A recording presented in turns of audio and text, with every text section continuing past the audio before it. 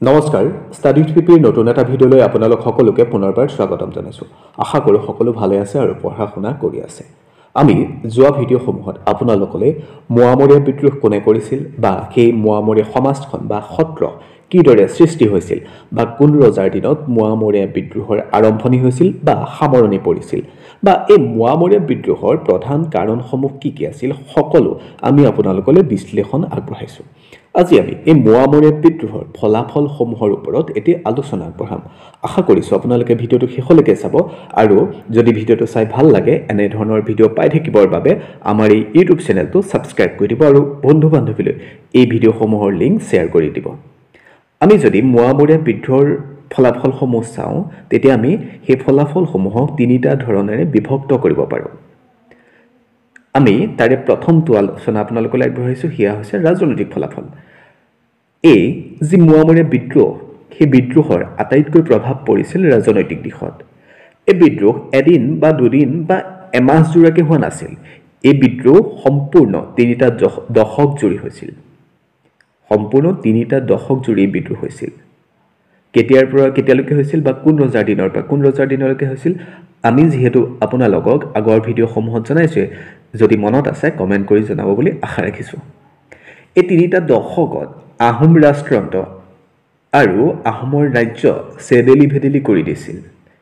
বিদ্ৰোহৰ দমন কৰাৰ অজুহাতে ইংৰাজসকলে অসমত খোপনি পোতাৰ প্ৰথম প্ৰক্ৰিয়া আৰম্ভ হৈছিল। আহোম শাসন ব্যৱস্থা আছিল মধ্যযুগীয় সামন্ততান্ত্ৰিক শাসন ব্যৱস্থা, য'ত মুৰব্বী আছিল ৰজা আৰু ৰজাৰ আজ্ঞাবহী বিষয়া আছিল বুঢ়াগোহাঁই, বৰগোহাঁই, বৰফুকন, বৰবৰুৱা, বৰপাত্ৰ গোহাঁই আদি। হয়নে? আমি এই আহোমৰ যিবিলাক বিষয়ববী সেইসমূহৰ বিষয়ে ইতিমধ্যে যি আহোমৰ বুৰঞ্জী আপোনালোকক পঢ়াইছিলোঁ তেতিয়া পাই আহিছোঁ এই পদসমূহৰ বিষয়ে বা এই বিষয়বাবসমূহৰ বিষয়ে।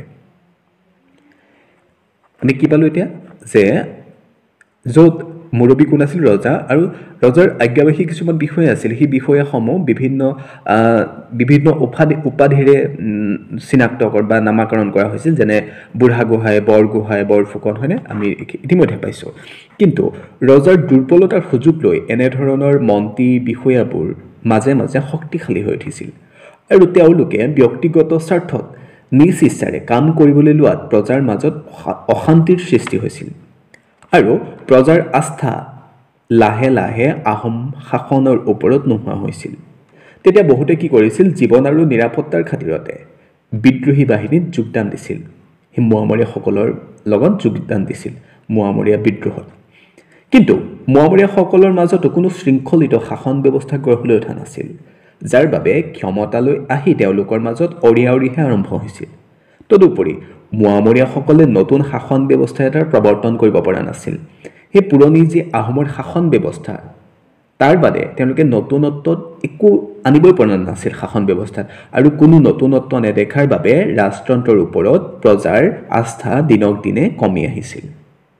এয়া হৈছিল মোৱামৰীয়া বিদ্ৰোহৰ ফলস্বৰূপে। এতিয়া আমি যদি দ্বিতীয় ফলাফলটোলৈ চাওঁ তেতিয়া দেখিম যে অৰ্থনৈতিক আৰু সামাজিক দিশতো কিছুমান পৰিৱৰ্তন আহিছিল, বা এই মোৱামৰীয়া বিদ্ৰোহৰ ফলাফল যদি আমি বিশ্লেষণ কৰোঁ তেতিয়া দেখিম যে কিছুমান আৰ্থ আৰু সামাজিক ফলাফল দেখা যায়।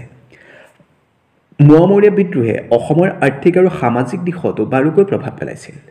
মোৱামৰীয়াসকলে যিদৰে ৰজাঘৰীয়াৰ সমৰ্থক বা তেওঁলোকৰ জীৱন আৰু সম্পত্তি হেলা ৰঙে ধ্বংস কৰিছিল, ঠিক একেদৰে ৰজাৰ সৈন্যসকলেও দোষী নিৰ্দোষী বিচাৰ নকৰি ল'ৰা বুঢ়া নিৰ্বিশেষে বহু লোকক হত্যা নিৰ্যাতন কৰিছিল। বিভিন্ন ধৰণৰ দণ্ডেৰে দণ্ডিত কৰিবলৈ কুণ্ঠাবোধ কৰা নাছিল, যাৰ বাবে বহু লোকে নিজ ঠাই এৰি অন্য ঠাইলৈ বা চুবুৰীয়া ৰাজ্যলৈ পলাই যাবলগীয়া হৈছিল। দুৰ্ভিক্ষৰো সৃষ্টি হৈছিল, কাৰণ সেইটো সময়ত খেতি বাতিত মন নিদিয়া হৈছিল মানুহে, হয়নে?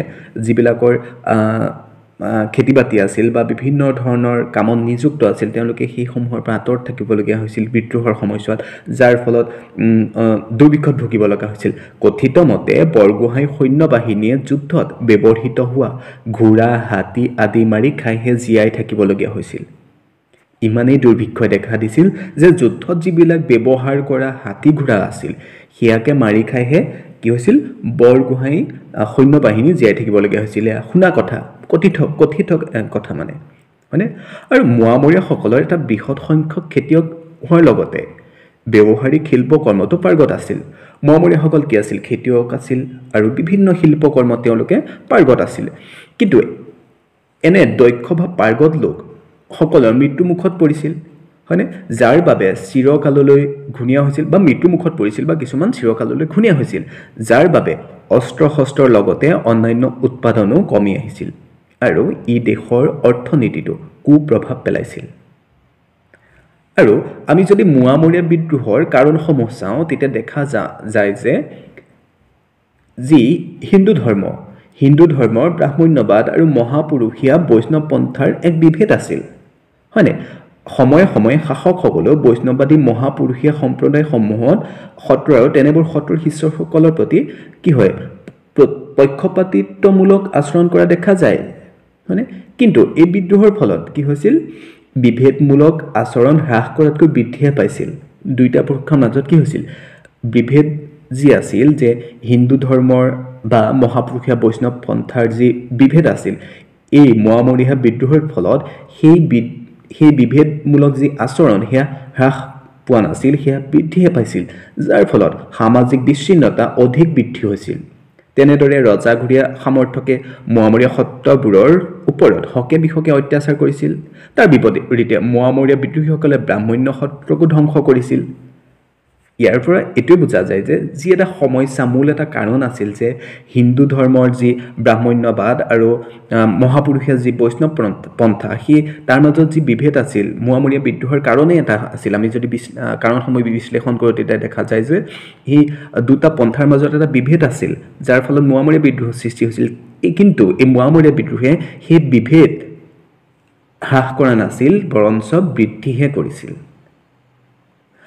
এতিয়া আমি যদি ৩ নম্বৰ ফলাফলটোলৈ যাওঁ তেতিয়া দেখিম যে মটক ৰাইজৰ সৃষ্টি হৈছিল মোৱামৰীয়া বিদ্ৰোহৰ সময়ছোৱাত কেইবাজনো বিদ্ৰোহী নেতাই পৃথক পৃথক ভূখণ্ডত সামন্তীয় শাসন চলোৱাৰ সুযোগ পাইছিল বেংমৰা মাজুলী নগাঁও কামৰূপ আদি সকলো ঠাইতে মোৱামৰীয়া নেতাসৱে সামন্তীয় ভূস্বামী হিচাপে নিজকে প্ৰতিষ্ঠা কৰিছিল বেংমৰাৰ মোৱামৰীয়াসকলে কূটনৈতিকভাৱে সৰ্বানন্দৰ নেতৃত্বত দুবাৰকৈ মান সৈন্যৰ সহায় লোৱাৰ কৌশল অৱলম্বন কৰিছিল অৱশ্যে দুইবাৰতে আহোমসকলে বুদ্ধিমতাৰে তেওঁলোকক খেদি পঠিয়াইছিল কিন্তু পূৰ্ণানন্দ বুঢ়াগোহাঁয়ে বিষয়টো গভীৰভাৱে গ্ৰহণ কৰি যথাসম্ভৱ সোনকালে মোৱামৰীয়া বিদ্ৰোহৰ অন্ত পেলাবলৈ বিচাৰিছিল সেয়েহে সোনকালেই তেওঁ সৰ্বানন্দৰ লগত এখন চুক্তি কৰি মটক ৰাজ্য গঠন কৰিছিল আৰু তাত সৰ্বানন্দক কৰ্তলীয়া শাসক হিচাপে বৰ সেনাপতি নিযুক্ত কৰা হৈছিল চুক্তিমতে বেংমৰা বৰ্তমানৰ যি তিনচুকীয়া এই বেংমৰা কেন্দ্ৰ কৰি ব্ৰহ্মপুত্ৰ আৰু দিহিং নদীৰ মাজৰ ভূখণ্ডত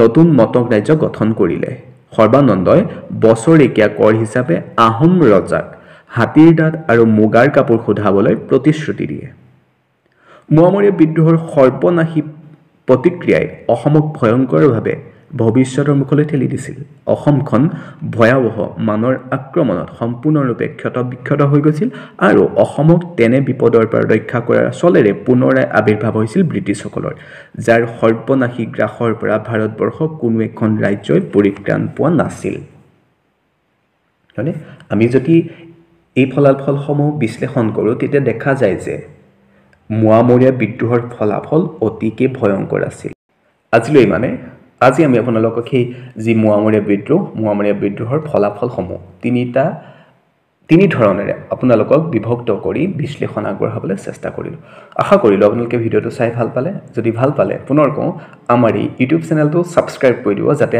আমি এনেধৰণৰ ভিডিঅ' বনাবলৈ উৎসাহ পাওঁ আৰু আপোনালোকৰ প্ৰিয় বন্ধু বান্ধৱীলৈ এই ভিডিঅ'সমূহৰ লিংক শ্বেয়াৰ কৰি দিব